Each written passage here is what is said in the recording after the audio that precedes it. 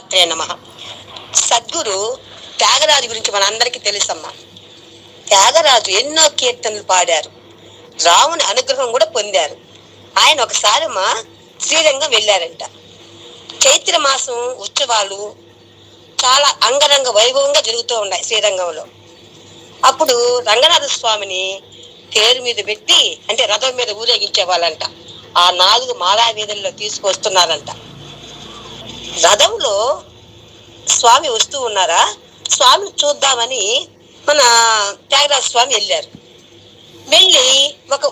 వెళ్ళారా ఒక స్వామి ఆ 4 వీధుల్లో ఒక మాధవ వీధిలో స్వామిని దర్శించుకోవాలని వెళ్తున్నారు. కానీ ఎక్కువ జనాలు ఉన్నారు. కీర్తన పాడుకుంటూ పోతున్నాడు అనమాట త్యాగరాజు గారు. రాజు అంటే ఆయన కీర్తనలు, రాజు వెళ్ళి చూద్దాం రారే, చూద్దాం రారే అని అనుకుంటూ కీర్తనలు పాడుకుంటూ వెళ్తున్నాడు. పక్క వీధిలో స్వామి ఉన్నారు, జనం ఎక్కువ ఉన్నారు, ఈయన పోలేకపోతున్నారు. ఆ పక్కన ఉన్నారు అనమాట 4 మాట. ఈయన ఈ వీధిలో ఉన్నాడు, రంగనాథ స్వామి రథంలో అటు సైడ్ వీధిలో ఉన్నాడు. ఈయన పోలేకపోతున్నాడు, పాడుకుంటున్నారు.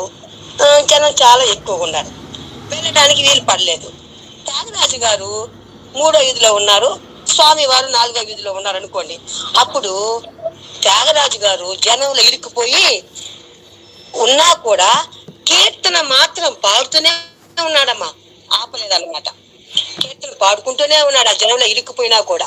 రాజు వెడలే చూద్దాం రారే, రాజు వస్తున్నాడు మనందరం చూద్దాం రారే అని దాని అర్థం అన్నమాట కీర్తన. అది పాడుకుంటున్నారు. అప్పుడు ఒక అద్భుతం జరిగిందంటమ్మా. అది ఏంటంటే మన రంగనాథ స్వామి వచ్చే రథము ఈయన వెళ్ళడానికి ముందు, అంటే అది వస్తూ ఉందా ఆ పక్క వీధిలో నిలిచిపోయిందంట. అది కదలలేదు ఆ పక్క వీధిలో. ఈయన ఈ పక్క వీధిలో ఉన్నారు, జనం నిండుగా ఉన్నారు. ఈయన వెళ్ళాలి, త్యాగరాజు స్వామిని చూసేదానికి వెళ్ళలేకపోతున్నారు.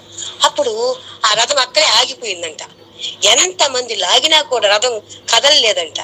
అప్పుడు ఒక అర్చక స్వామి మీద స్వామి వచ్చి, అక్కడ ఉన్నారు పూజారులు ఉంటారు కదమ్మా, ఆ పూజారికి స్వామి వచ్చి చెప్పారంట, అయ్యా ఇక్కడ పక్క మాడా వీధిలో నా భక్తుడు జనంలో ఇరుక్కుపోయి రావడానికే వీలు పడలేక చాలా కష్టపడుతున్నాడు, అతనిని తీసుకురండి, అతనికి నా హారతి చూపించండి, ఆ తర్వాత రథం కదులుతుంది అని చెప్పాడంట మా స్వామి ఆ పూజారికి. అంటే చెప్పాడా. అప్పుడు ఏం చేశారు వీళ్ళు, ఆశ్చర్యంగా అందరూ పరిగెత్తుకున్నారు. ఆ పక్కవి ఆ మాడా వీధిలో వచ్చి వెతికితే అప్పుడు త్యాగయ్య ఈ కీర్తన పాడుకుంటూనే ఉన్నాడు. పాపం రాజు వెడలే చూద్దాం రారే, రాజు వెడలే చూద్దాం రారే అంటున్నారంట. అప్పుడు ఆ అర్చక స్వాములందరూ త్యాగయ్య ఆయన దగ్గరికి వెళ్ళి ఆయన గౌరవంగా తీసుకొని రథం ముందు నిలబెట్టి స్వామి హారతి ఇచ్చి, స్వామికి ఆ హారతిని త్యాగయ్యకి చూపించి తీర్థ ప్రసాదాలు ఇచ్చిన తర్వాత రథం కదిలిందంటమ్మా.